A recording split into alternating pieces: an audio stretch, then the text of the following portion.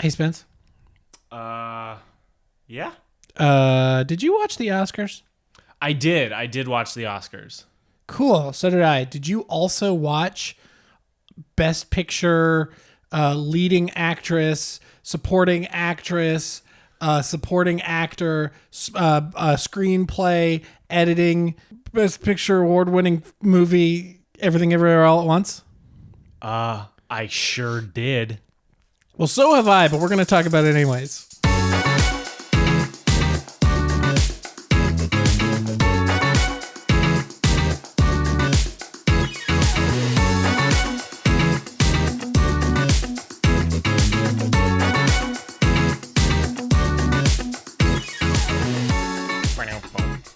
We've seen it. Did it win editing? Yeah, it won editing. Fuck.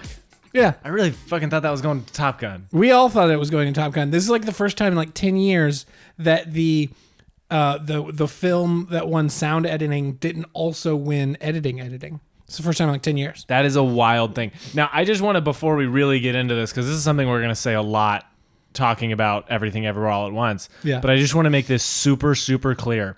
This movie won Best Picture. Wild. Awesome, dude. How about let's do this?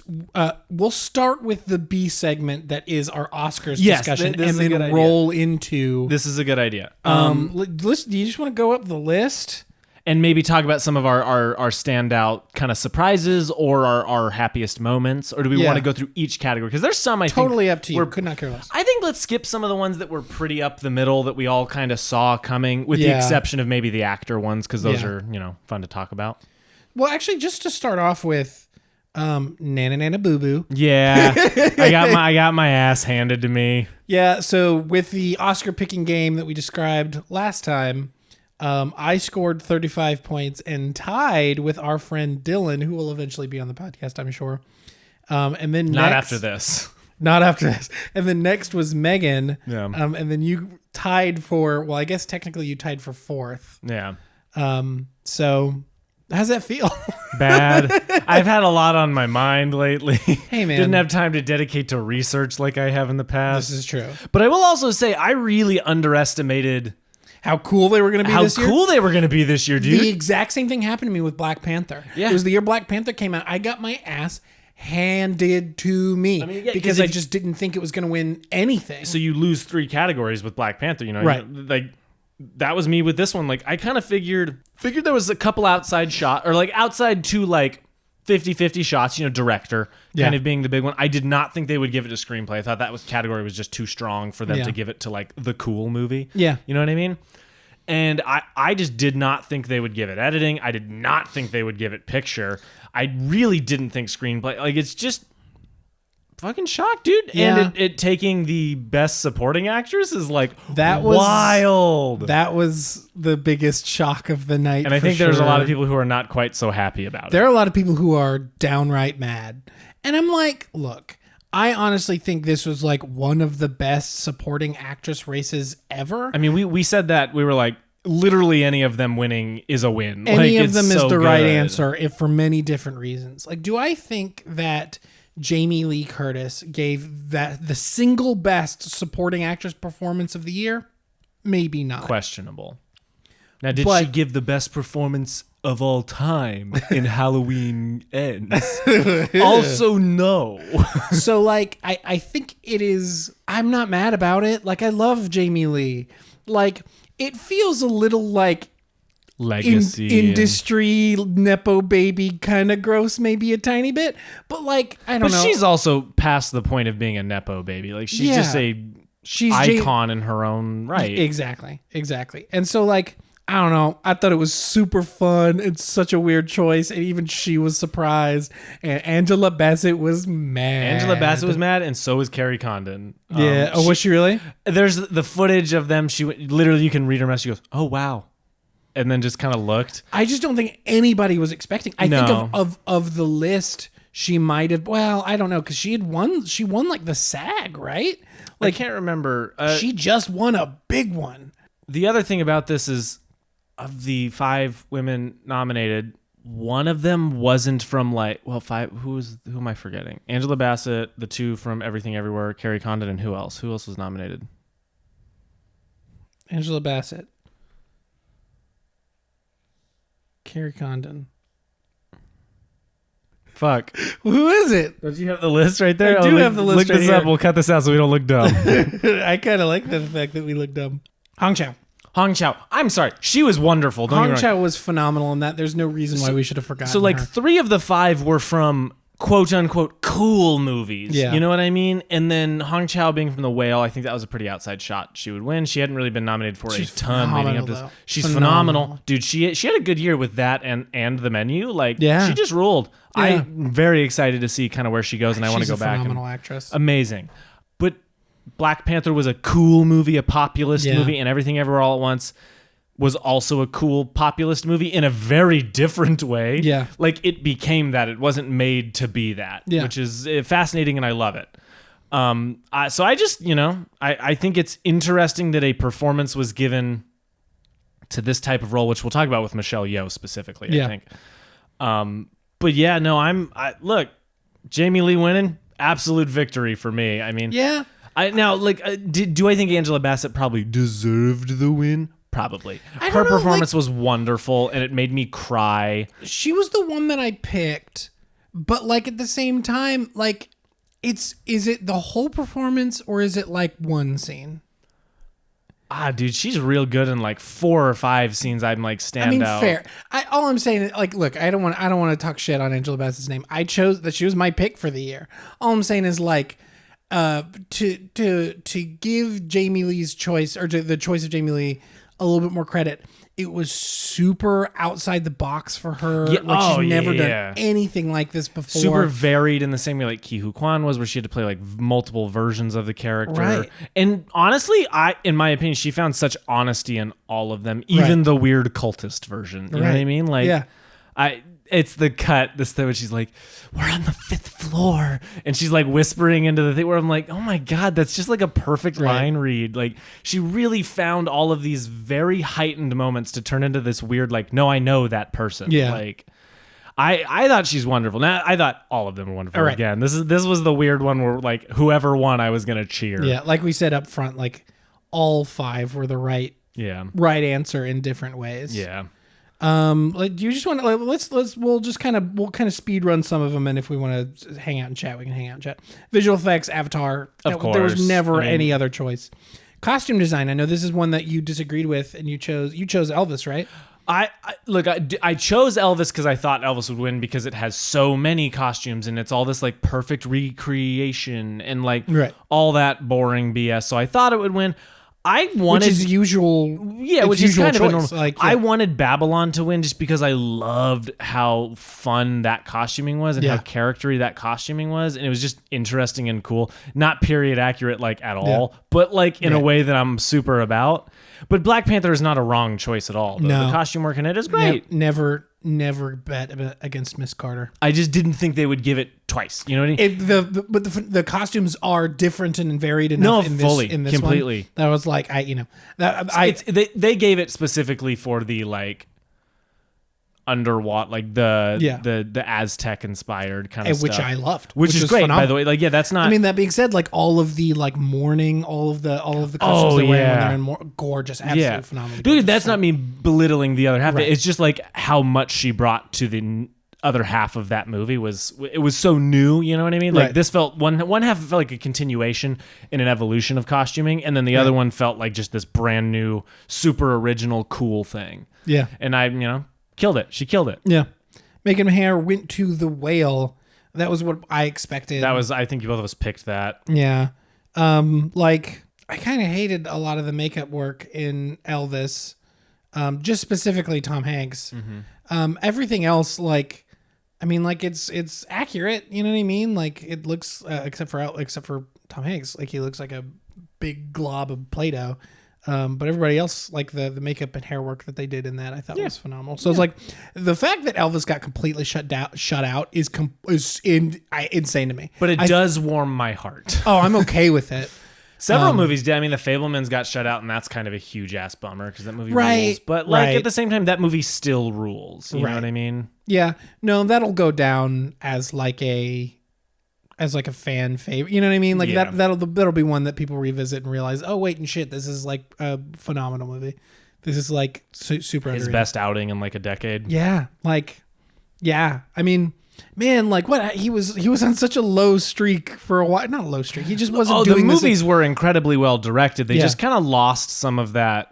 Which is the one thing I really give Ready Player One is it did have quite a bit of that wonder back. Yeah. It just felt like a commercial. Like Man, that's and the then, problem. And then you know me and my love for West Side Story. And Like look, West Side Story. Something about that movie awoke something in him. I think you know? he could tell you exactly what Right. it was. Is that he always wanted to make a musical, and it felt like something brand new for him. Right. You know, and so he popped the fuck off. Yeah. I wonder if any of that feeling carried over into the making. I'm of sure the it did. Fabelmans, I'm 'cause sure it did. Well, the Fabelmans also am tackling something so personal. Anyway. Original song. We don't even need to say it. Do. Fucking best. Perfect. That being Okay, said, I will say this. This is what I said afterwards. Lady Gaga came on. He made a joke about me being attracted to Lady Gaga in that moment. Maybe that's true. Yeah. But Lady Gaga in torn jeans and a black T-shirt with ponytail is Yeah. exact king. hey, Wearing some Chuck Taylors. Like, yeah. But if it went to performance of the night, If it went to- it it would would have be gone to Lady in a- Gaga. She in was a bearing her soul with that phenomenal performance. Yeah, like I thought all their performances were like weird and fun, except for the which one was it? Applause or yeah, Applause. That one was whatever. It's just weird to me they didn't have the guys from Beam and Raju from RR actually come up and dance it because they were there. I wonder if they wanted to. Yeah, that's probably true. Because I'm sure it would take some rehearsal to get back into it. You know, it's not Yeah. something they just remember. Because this is something they probably shot a couple years ago at this point. Yeah. Um, It's just, I was like, I hope they come out, but Yeah. they didn't. And it's fine that Natsu just rips. So Original score went to All Quiet on the Western Front. Yeah. We both picked Babylon, if I'm not mistaken. I think most people picked Babylon. Yeah, that was a surprise. Look, I like the All Quiet score. I thought it like perfectly underscores the feeling of that movie. That like I basically said if I ever take up boxing, it will be my walkout song. Yeah. Like that will be what I walk out to Yeah. get in the ring. yeah, no. So it's like it was, and All Quiet on the Western Front had a good showing. It last did. night, It to a did. point where I was like, oh my god, is it going to win Best Yeah, Picture? yep. Like early in the night, you're like, Which again, I wouldn't have been the most upset about it, but I also No. don't want that one. I didn't want that one to win no, Best Picture. yeah, there were several other that I would pick over All Quiet, even though I did love that movie. Yeah. Production design going to All Quiet. I also picked Babylon for this. Yeah. Which look, I thought the production design in that movie was phenomenal for how cheap that movie is. It looks phenomenal. Yes. Yeah. No, I agree. What'd you pick? Did you pick Babylon? I picked I thought the production design specifically in Babylon was unreal. Yeah. Like, and so varied, so many different Yeah. things in that movie. Like I need to all of them watch. are I great. desperately need to watch that movie. I think it comes out on Blu-ray in like a week. I'll buy Okay, it. sweet, perfect. Sound, Top Gun Maverick, the best choice. Yeah, absolutely. Absolutely. And frankly, like this is one where it's like I kind of wish it got editing too, even though I'm super happy for everything everyone Yeah. wants. Don't get me wrong. I just like I love Top Gun Maverick, and I thought the editing in it, like I said before, is spectacular. The geography and how clear all the action Right. is. It's unbelievable. It's like it's the usual Oscars thing for me of like the thing that gets chosen is usually the flashier of the options. Yeah. You know what I mean? Like with some exceptions, obviously. So it's like when I always say like it's not about best acting, it's about most acting. I think this kind of applies a little bit where it's like I think Top Gun Maverick was more subtle and like perfect to a T. Yeah. Where like everything everywhere all at once is so much flashier, so much more intercutting and like yeah. verse jumping and all this crazy And it shit. uses every aspect ratio in Yeah. human existence. It's like, and another thing is like I go back and I remember when Bohemian Rhapsody won for best editing. That was like an award where like that was the year Brian Singer, right? He was the one who got fired. So Brian Singer got fired because he got Me Too'd because he's a piece of Still shit. got directing credit, of course. Of course. But like I feel like the industry knew how hard of a job that was because he knew how much stuff got reshot and the fact that it was even serviceable in the end. And so it's like I feel like that And award all the stuff having to do with like all the guys playing the act, like the actual Band of Queen needed equal screen time. So Right. they had to cut to random things to make it Right. even. And it's like, And so it's like I feel like the industry as a whole knew how hard of a job that was, so that's why they gave it to it was those like guys. this was a hard job and it still was a movie. So here's an award where it wasn't actually the best editing. a lot of people really like it, but I think everyone can agree the editing of it was exactly what you're saying. I don't like Bohemian Rhapsody, and the editing is by far the thing I hate the most. Like, and I think there's kind of maybe a similar sentiment, not to the same degree, about like Everything Everywhere All at Once versus Top Gun. It's like Top Gun is like much more, like I said, like perfect to a T, where Everything Everywhere All at Once is just so much more flashy. It's like, oh my God, I can't even imagine being the editor on that job. You know what I mean? With all the footage they would have to go through and all the, oof. Yeah, so like doing it at home in Premiere, like legit, like I saw a clip where from somebody talking about the editing job, and he showed the timeline. You always see those stupid timelines from movies where it's I remember this. They're all perfect and pristine, and his is messy as shit. And I was like 10 layers deep. That's a timeline I know. Yeah, that's a timeline I've seen. So good. So yeah, that was a surprise, but I'm super okay with it.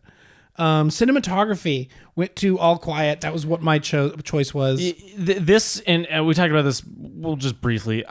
The one new piece of evidence I would like to throw into the court is that Roger Deakins said The Batman was the best looking movie of the year, and the only reason it wasn't nominated is snobbery, as he put it. And I fucking agree, Raj. That movie's phenomenally gorgeous. Like you did not even get a nomination. Is like criminal. criminal. Greg, I mean, like especially when Greg Fraser won last year for Dune. And he's pioneering an entire new technology. Everyone who has tried and he's to use better at it than everyone else. Everyone who's tried to I'll go further than that.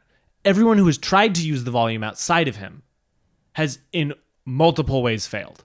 Yeah. And he is coming out the gate using it almost perfectly. Yeah. That's my 2 cents. Is like you see every time somebody kind of takes over and he's not at least been involved with the project, it looks shitty. Yeah. And then as soon as he does this brand new thing they've never done before, it looks absolutely gorgeous. Right. Yeah. Original screenplay. Everything Everywhere All at Once. That was my personal pick. I thought it was going to go to Banshees. I thought it was going to go to Banshees for sure. There's a lot of talking in that movie. There's a lot of talking in that movie. No, I'm kidding. Frankly, there is. I mean, there is, but I'm kidding about that. There's a lot of talk in that movie, but there's also so many moments, and the pacing of it is so perfect. Like, if I were to be, you know my opinion. We'll talk a little bit when we talk about Everything All at Once. I think if there's one flaw that Everything Everywhere All at Once has, and I know you and I have talked about this, you don't agree with me, which is totally fine. This is just my experience watching it entirely. Everything Everywhere All at Once has like a bit of a second act problem where it feels a little wandery in the second act for like one stretch of it. Right. And that's my only complaint. Whereas Banshees is just like tight beginning to end. I understand where you're coming from. If I were to swap one of the wins, like if I had to take one win away from Everything Everywhere All at Once, it would be this one. I would not disagree. But that's it. Like literally, and my problem is 10%. 10% of a second act problem. That's it. That's all that movie has. And like I saw it was Carson Rehnquist. He did his wrap up about the Oscars. He was like, I wish the winners were a little bit more diverse rather than just going to like two different movies. It's like, and it's like this is I don't necessarily agree. That being said, like this is one where I would have liked to have seen it go to a movie that like so heavily because really like deserved it.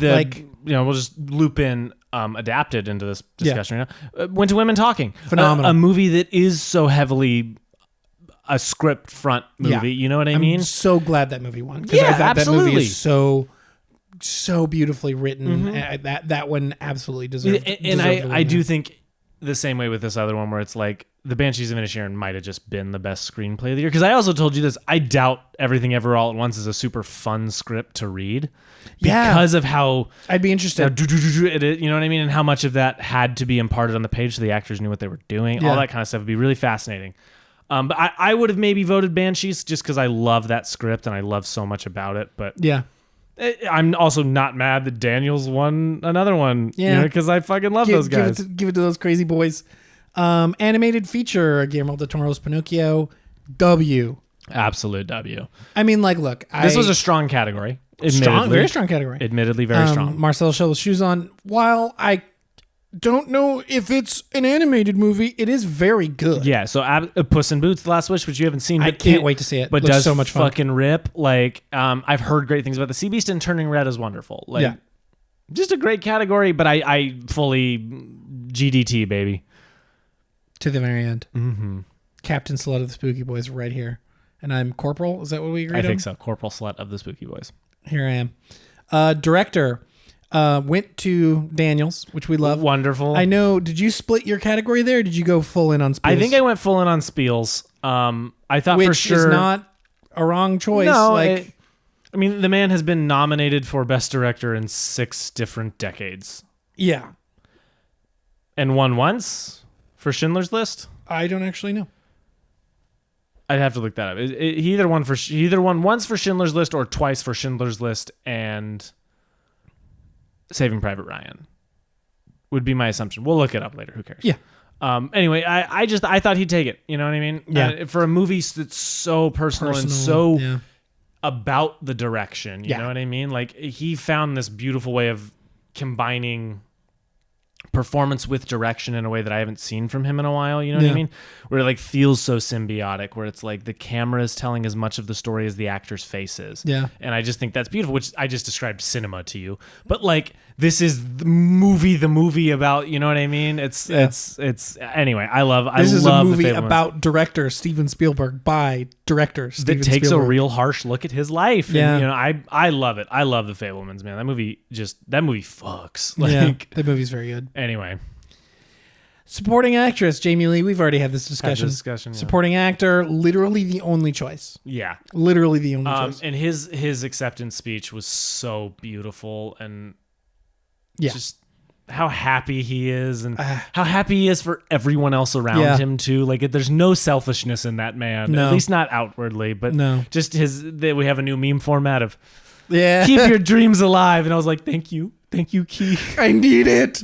I'll say it every time he comes up. I want him to have the biggest and most wonderful. Oh, you know what it was?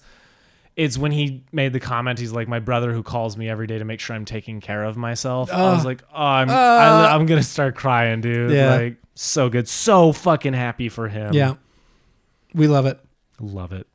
Lead actress went to Michelle Yeoh. That was a slight surprise for me. I thought that it shouldn't be a surprise. I thought it was going Kate Blanchett. I split my choices. So you thought it was going to who? Kate Blanchett.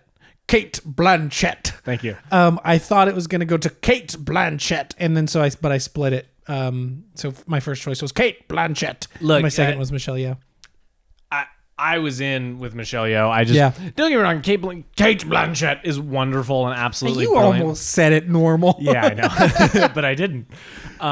She's wonderful in that movie, and I think it's maybe a career best for her, and that's saying a lot. Yeah, Michelle Yeoh is just oozing emotion, and again, it's that varied thing. Like, she plays so many, but somebody pointed out, like, this is not the role that ever gets an Oscar win.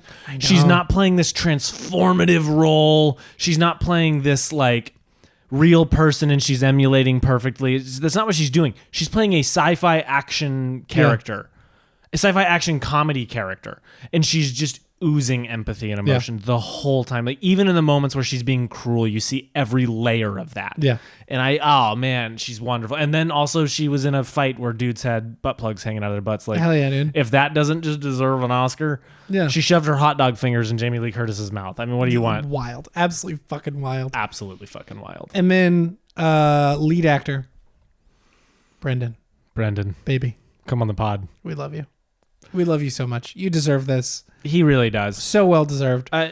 Like, literally, like, if only for the fact that he, with his strong and beautiful back, carried that entire kind of shitty script.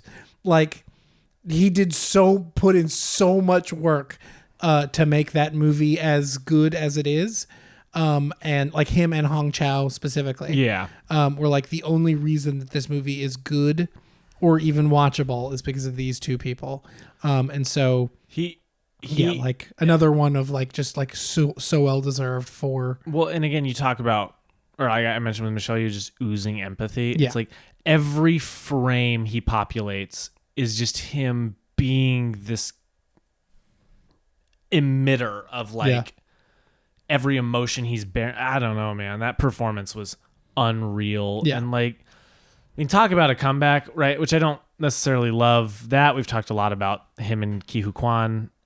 Their like ostracization from Hollywood to now being paraded around as Oscar winners together. Yeah. But frankly, both of them deserve it. This has no, even if they won these awards because of that, it has nothing to do with it in the grand scheme of things because both of them 100% deserve it. I don't think that this is like, I completely agree with that sentiment. That is 100% true. Where it's like, is it maybe part of it that is why they won those Oscars? Maybe, partly. That being said, they both actually deserved the awards they received. Think those two might have given the best two performances of the year. Yeah. If I were to take every actor who was in a movie this year, it might have just been those two. Tom Hanks? Elvis? Tom Hanks, A Man Called Otto. I've heard that movie. I've heard it's quite good. Yeah, that was not a dig at that movie. It's just I was trying to think of seeing another Tommy, one. fuck you. Just no, come on the pod. Anyway, so Brendan Fraser warms my heart. Yeah. To funny, Ki Hu Kwan and Brendan Fraser were in Encino Man together. Both won Oscars. Yeah. Brendan Fraser and Michelle Yeoh were in The Mummy 3: Tomb of the Dragon Emperor, and both won Oscars tonight. Yeah. How fucking wild is that? Wild. Awesome. Just absolutely wild. I wish he was in a movie with Jamie Lee Curtis too. And to peel back and go a little bit more just about the Oscars, the show in general, like Jimmy Kimmy's like one good joke to me was like, this is an awful night for Pauly Shore. Cause it's like, like it's just really funny. Yeah. God, Jimmy Kimmel. I don't really want to talk about it. I thought his opening monologue had a couple of pretty good bits, and then after that, I was kind of like, all right. We early in the show we made the joke of like, man, like if we were doing a drinking game for how much for a drink for every time he made a joke about the slap, we would be plastered within 5 minutes. Yeah. Talk about beating a dead horse. Like, woof. Okay, we got it, Jiminy. We got it, Jiminy. Yeah. Yeah. Thanks, Kimmy Jimmel. We appreciate it. Yeah. I am at the point where I want a big musical number at top. Yeah. And then just like occasionally a bit or two throughout. I would That's like it. We've talked about this already, and I'm just going to say it for the pod. I would love to go back to the kind of like song and dance hosts, Neil Patrick Harris, your Hugh Jackmans, or somebody like, and Billy Crystal also did some song and dance numbers. It's like where he is like funny, and it's not. Well, it's like I don't like love Jimmy Kimmel because like I think his humor is a little like can be mean spirited at times. He had some jokes that were funny, and he had some jokes that like did not land. And I was like, this is weird. Yeah. So overall, like I said, like I would love to go back to the kind of like song and dance pageantry. Yeah. Of, this is the Oscars, rather than like this is like trying to. If you want the perfect epitome of that for me, go back and watch Neil Patrick Harris's opening musical number called "Moving Pictures." It's just wonderful. Yeah. It's funny. It's fun. It's big and showy. Like it's just a great celebration of movies. Which at the end of the day, that's what the Oscars are, or should be. And let's go back to that. Let's go back to fun at the Oscars. Yeah. Make Oscars fun again. Agreed. That being said, this was pretty fun because they chose the weirdest, most fun movie they possibly could have, with Best Picture going to Everything Everywhere All Which is Once. now what we're going to talk about, right? Yeah. Before we get started, I said this at the top before we went into the segment at the beginning. Yeah. This movie won Best Picture. We won Best Picture. And on top of that, it is the single most awarded film in cinematic history. Yeah. Fuck yeah. Like I wonder if part of that is because there are so many like genre awards. And this one fit both into the prestige. The prestige and the genre. I wonder if that's part of it. Because the one before it was Lord of the Rings, Return of the King, maybe? Probably. And so that one like also like as a genre that movie probably 100% is what it is. Which like no, I'm not bothered by that. Not bothered by it. Genre is just as valid as prestige film. Like it just is, 100%. And I want us to get to the point where we can admit that. Yeah. But this is the only Best Picture winning movie with hot dog fingers. Yeah. Multiverse stuff. There's a lot of movies that have won Best Picture. I would imagine. Butt plug fight. Butt plug fight. This is probably the only Best Picture winner and screenplay winner to have. So put yourself in Daniel Scheinert's view. You write a scene where a kinky dude gets a ball gag put in his mouth and spanked by the lead actress, and then you cast Michelle Yeoh and yourself into the kinky dude role. And so you have to then direct Michelle Yeoh to then spank you and put a ball gag in your mouth. And then you go on to win Best Screenplay, Best Director, and Best Picture for that. Daniel Scheinert, you're living the dream, man. You're living the dream. Wild shit. Absolutely. Dude. So, yeah, in honor of this absolutely wild movie, I have decided to prepare myself and you, the audience, listening and watching. Y'all now get to listen and watch while I eat an everything bagel. That's not nearly as crunchy as for some reason my brain told me it would be. You can start talking. I get it. No, look, this is... We watched it again last night. We watched Everything Everywhere All at Once. It was the third time for me. I believe this the third time for you as well. Yep. Yeah. So third time for both of us. And it just like every 10 minutes we went, this movie won Best Picture. Yeah.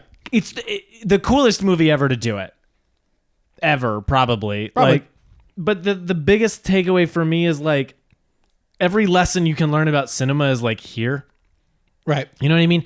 It is spectacle to a T. But the only reason the spectacle works is because it's so emotional, man. Like 100%. Down to her going like Rakakuni and her daughter's laughing at her and her husband's like, oh, I like that movie. Like it just feels like all of these people are so fleshed out in a way that is so rare for any movie. But in this one, it's all of them. It's everybody. Like this is the only movie that win Best Picture with a dog used as a weapon on a leash. Like I don't know, dude. Like it's just brilliant. So many little lines. You know, he's like the. In another, you know, the one everyone talks about, in another life, I could see myself being really happy just doing laundry and taxes with you. It's that like, monologue. Brilliant. It's so one beautiful. One of the best monologues ever. How well they emulate other styles while also making them entirely their own. Daniels can do Wong Kar-wai, but Wong Kar-wai could never do Daniels. Abso-fucking-lutely. Put that on a shirt, dude. Yeah. Like 100%. No shade against Wong Kar-wai. We love you, Wong Kar-wai, but still they nailed it. Yeah. It's just like, and all the actors understanding the mission so well and perfect. Every single person on that screen knows exactly what movie they're in and treating it with the respect that it deserves, you know? Like one thing I was thinking about earlier is like this movie is the perfect like epitome of why I love sci-fi so much. Yeah. Is being able to talk about these really big ideas through the lens of like a science fiction premise, but also giving it like heart and humanity, not just taking a cold look at it, but taking like a really in-depth, beautiful, heartfelt look. Like similar to like After Yang, yes, where it's like that movie is like nothing but humanity. Like it is nothing but like talking about like what it's like to be a human and to feel feelings through a like scientific science fiction premise. When you're dealing with the idea of happiness versus empathy versus apathy, right? Yeah. Like when you take these ideas, it's very human. It's all down to like the human experience, which is trying to find empathy and trying to stave off apathy. Like that's what we're here for. Right. But this movie is so about that to a scale where it goes, no. We're going to litterize the idea that nothing matters because everything happens. Yeah. So none of it matters. It's like, why would there's no consequences to anything for you. Yeah. And so we get that experience. It's like, that's what sci-fi does the best to me, is litterizing kind of cerebral ideas. Exactly. That's exactly what I'm saying. And it's what you're saying, but it's like, this movie, you're right, is the epitome of that in a great fucking way. Arrival's another great example of like why it's like Arrival's just a big movie about talking to each other. Just communication. That's all that movie's about. This movie is just about being kind. Yeah. And choosing to be kind. Right. And it's like I would go a step further where you're saying like it's kind of like empathy versus apathy. It's like I agree it's like empathy versus apathy, but it's like kindness versus apathy. Yeah. You know what I mean? It's like taking that extra next step of like not only understanding why people feel the way they feel, but then like treating like fighting it with kindness. It's like using it as an actual weapon. Yeah, dude, that end montage, while very funny, you know, when she's going up putting the ball gag in his mouth or helping him with Raccacoonie or getting the two people to fall in love, the perfume so he can remember her. Yeah. All of these things, right? Like it's all beautiful. Yeah. And it's all hilarious, but it's not ever like laugh out loud funny. It's just this wave of emotion where sometimes you're like, oh, that's so good. And then you're like, oh man, I'm going to cry now. Yeah. Like it's so, the other line is like, I'm done doing to her what you did to me. Yeah. I normalize the older generation apologizing to the younger generation in cinema and also life. Yeah, Dad. But you know what I mean? Like 100%. Like Turning Red kind of had it. Encanto really had it. Like I like seeing that. I like seeing this mom look at it and go, story about generational trauma. I do though. I really do. And this movie at its heart is told these themes, right? Like apathy versus kindness and proactive kindness. Yeah. It's told from the prism of this mother and daughter story. Like that's what I told my mom. My mom was like, I saw the trailer and I didn't look like something I would like. And I was like, well, Mom, like at the end of the day, yes, it's all of this crazy weird stuff. But if you can look like one step past that, literally that's all it takes is one step past that. And you are to this beautifully emotional resonant story. It's all you have to do. And I know several people who can't. Several people are like, it's the bagel and hot dog fingers movie. And it's like, you're so boring. I have a few of those people in my life too, where it's just like, they just couldn't get past the style. And the crazy part is the style, enhances the emotion to me. It's so part of it. It's so much a part of it. Like you couldn't, there's a straight version of this movie where it's way more like the verse jumping is way simpler and like this, it's the premise is you have to do something ridiculous to, like what is the most statistically improbable thing you can do. So it's like, you know, the paper cut thing, which is one of the most tense scenes in any movie of all fucking time. We watched All Quiet on the Western Front this year, and the worst scene, like the most gut-wrenching, squeamish-inducing scene I've seen is him trying to put fucking paper cuts in between all 5 of his fingers. It's like the worst. Fucking sane, dude. It's just so much to say about this one. I mean, let's kind of jump. Let's talk about VFX. You had kind of a fun thing about there's the effect where she gets like pulled back some. I didn't know this until you told me last night. Yeah, so there's the shot where she's like verse jumping for the first like real time, like once she's like actually like flinging. There's shots like she's like, you know, crashing through walls and like going into different places and in different worlds. But the shots behind her of like the world moving past her were just shot by Daniel Kwan on like a GoPro or like a little DJI Osmo Action or one of the, just like a tiny little just thing. Like a little thing, just a little camera that he had in his bag all the time. And when he'd walk by something cool or something interesting or even something boring, he would just like walk for like 50 feet in a straight row. Fucking so that, cool like, and innovative. You can like, you know, one of the, so in the shots where it's like her, like it's the close up on Michelle Yeoh's face and it's like all the different universes as she's like fully becoming like conscious of the universe. One of the shots is it's a screen grab of Daniels and the VFX team in a Zoom meeting looking at that shot on a green screen.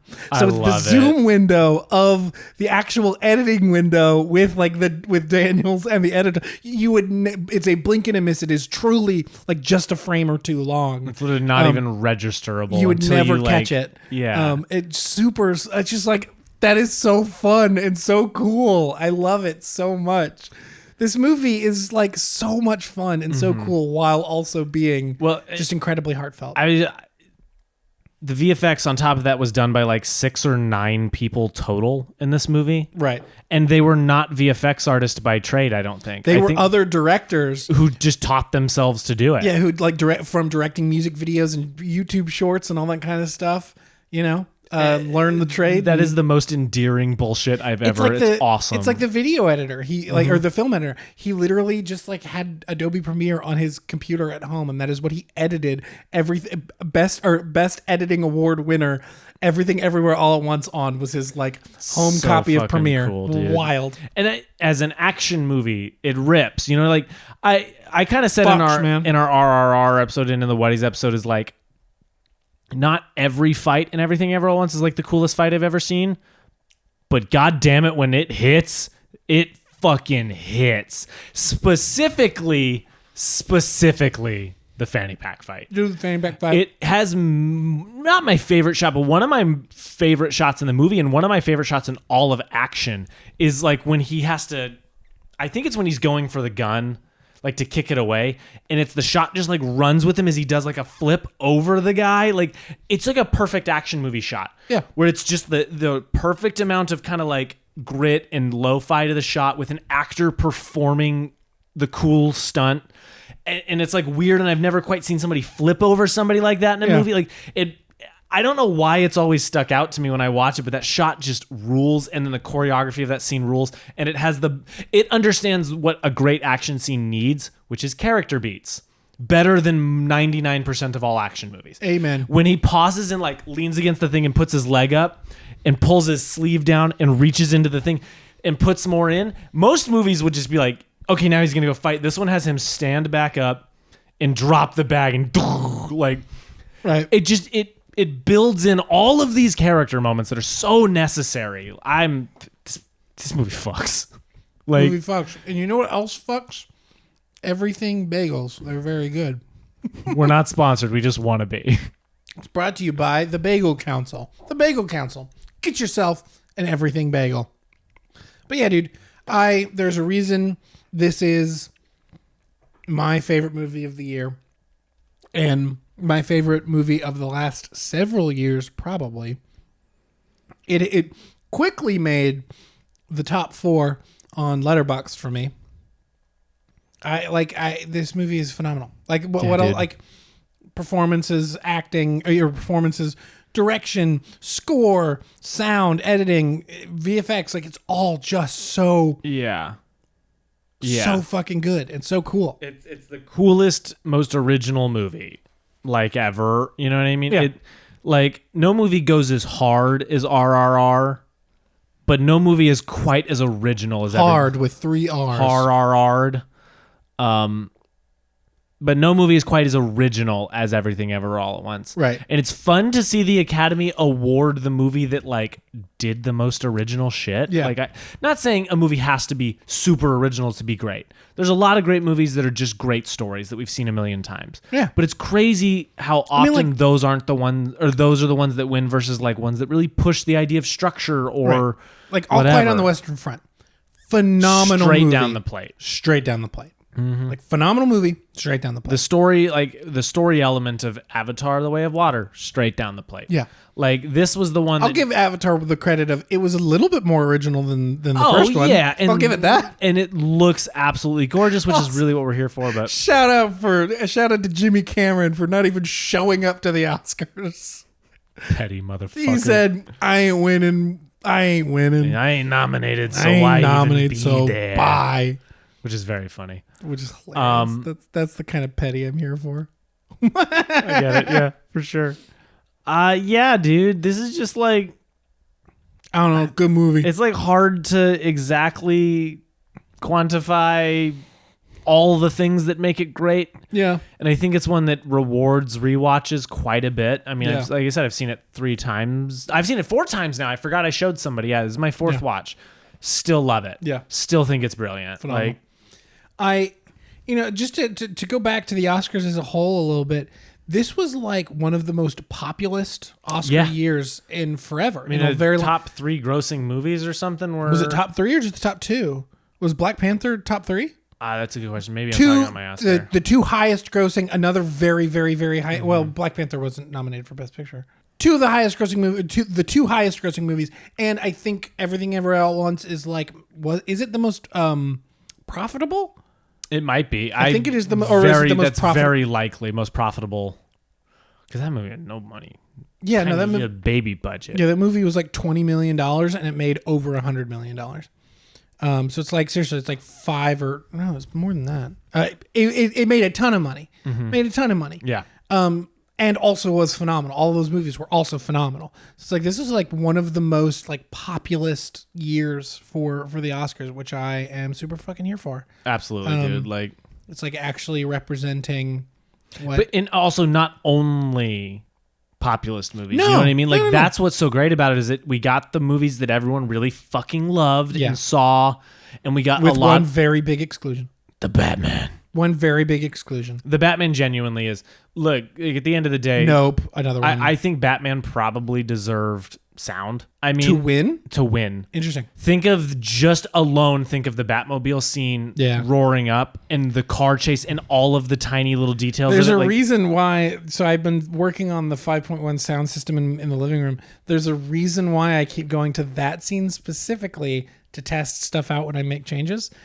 I always go back to the Batmobile scene. That is the scene I pick. Dude, literally the shot alone is the one that's like on the inside of the back tires. He drifts to a stop and you see the Penguin's car. Yeah. Listen to it. Really listen to exactly what's going on. It's one of the most impressive pieces of sound I've ever seen. Yeah. So fucking cool.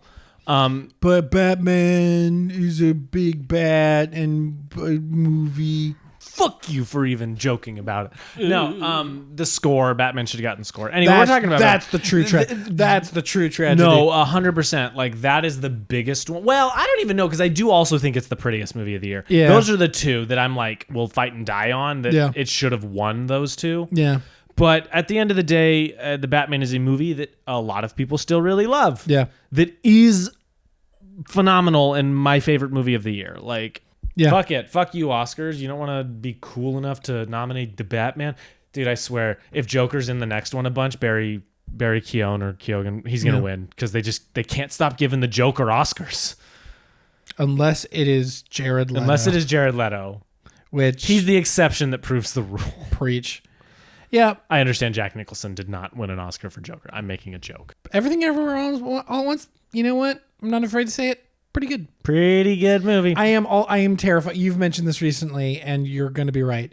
I'm terrified of the backlash this movie's going to get. Winning Best Picture is often the worst thing that can happen to a movie. To go back to sidetrack off of what you just said, to go back onto Best Actor a little bit. I honestly think it's good. You've said this, and I completely agree. It's good that Austin Butler didn't win Best Actor. Mm-hmm. That would have been bad for his career, legitimately. I want him to go off and make cool and interesting projects and not get stuck. Like Dune 2. Like you know Dune what I mean? 2. I want him to go make cool and interesting projects and not get stuck in... Sorry, let me rephrase it. Like Dune 2. Like Dune 2. And not get stuck in... My Dune. Not get stuck in method land. Yeah. Because method is the dumbest shit. I agree with that. I think it would have been bad for his career. He's too young. He needs, you know what I mean? Now, that's not always true. Matt Damon and Ben Affleck won so young, and there's a lot of people who have. But Austin Butler is also very young. I mean, yeah, he's got a lot of other great performances in him.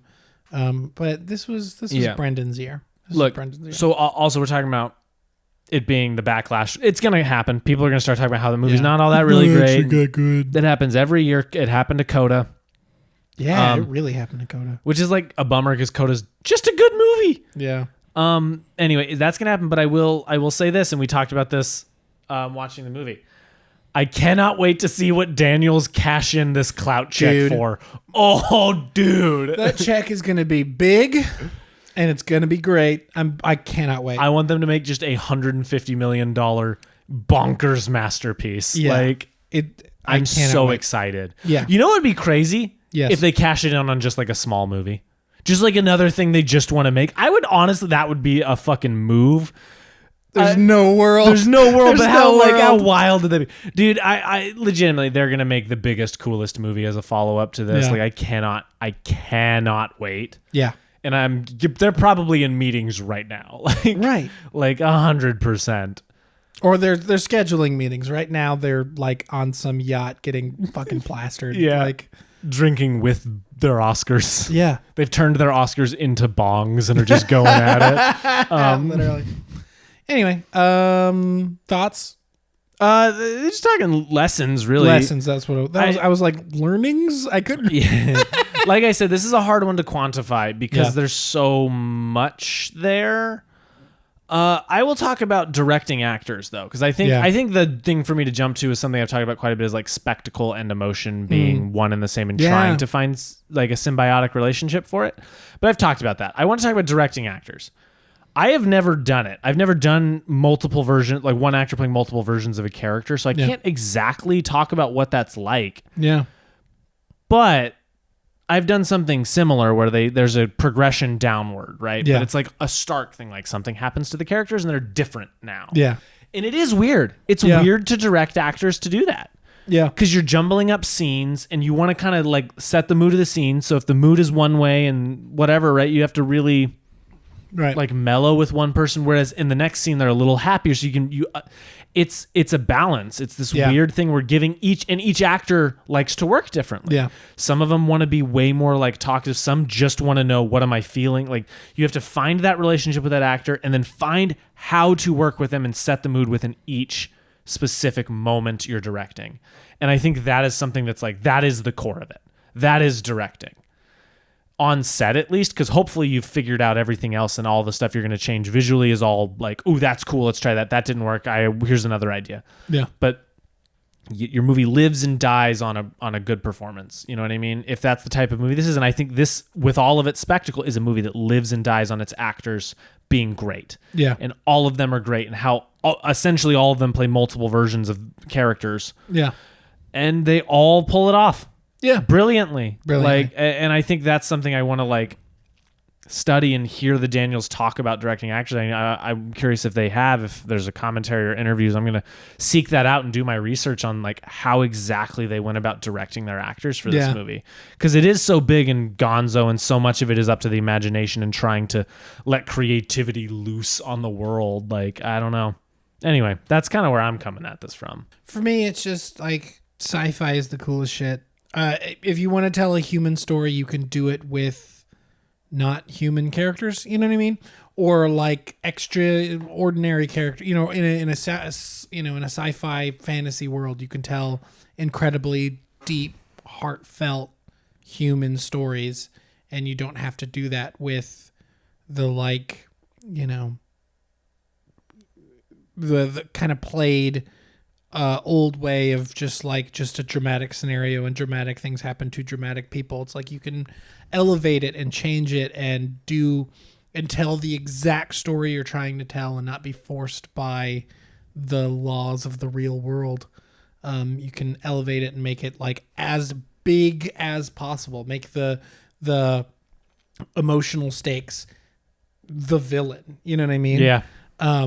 Like the emotion itself is the villain. Yeah.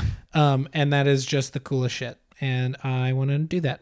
It's so fucking cool. Man, this movie just rules. Like, highly recommend it. Yeah. I would recommend it really for anyone, even if you don't think it's going to be your thing. Like, really give it an honest chance. And now that it's won Best Picture, you have even more reason to film snob your way into seeing it. Hell yeah, bro.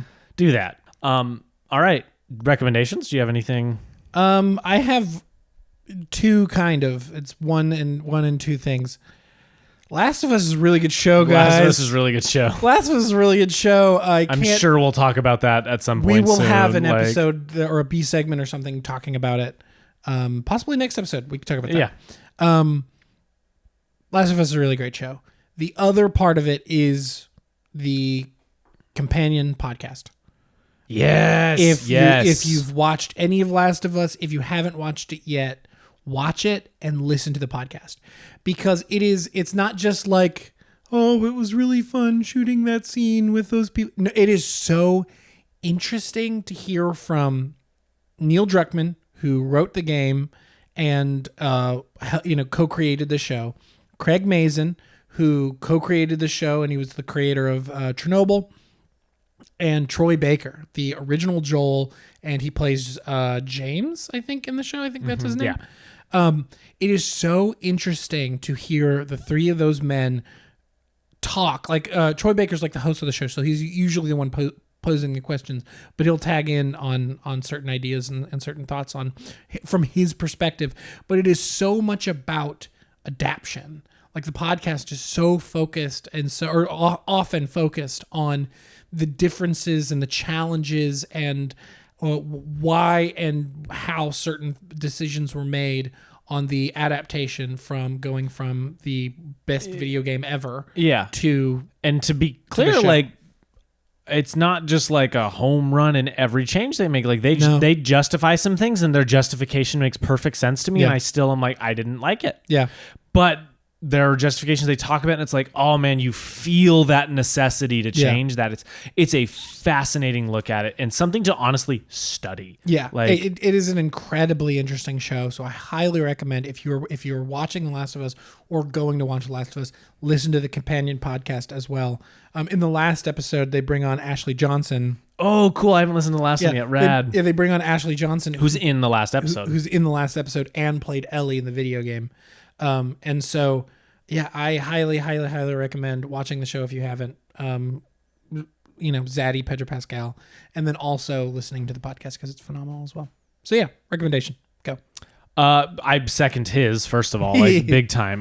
That show rules. I mean, and again, it's not even perfect. It's my favorite video game ever, at least video game story ever, and I don't love every change they make, but I understand why they changed things, and I think the show top to bottom is one of the best things on TV. Yeah. My recommendation is going to be another Daniels movie about farting dead body Harry Potter. Hell yeah. Swiss Army Man is such a wild movie. Yeah. It's crazy, and it's another one that should absolutely not work, I don't think. Yeah. But does. It's great. It's not even like one of my favorite movies. It's just one that I think about quite a bit of like, they pulled that off and that thing happened here and this is what it's about. Like, that is a really cool movie. Yeah. And watching Everything Ever All at Once and watching Swiss Army Man, you're like, yep, this was made by the same people. Yeah. Like, just that raw creativity and like weirdness of it is so cool. And we need more filmmakers like them, like who are really exploring what creativity can be on a mass scale. Yeah. And Swiss Army Man. Check out Swiss Army Man. Desperately want. Is that on the list? Yeah, it is. Okay, good. We'll make an episode about that. Hopefully, we should do that fairly soon. Maybe. Yeah. Cool. I'll make you wait 6 years. No. I'm sure you will. But you got a lot of requests for episodes coming up. This is true.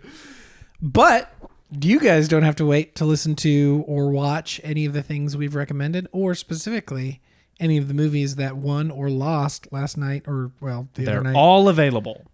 They're all available to you, the viewer and listener, to watch, listen, do anything, whatever you want. Live your life. Do it or don't. I don't know. Live your life.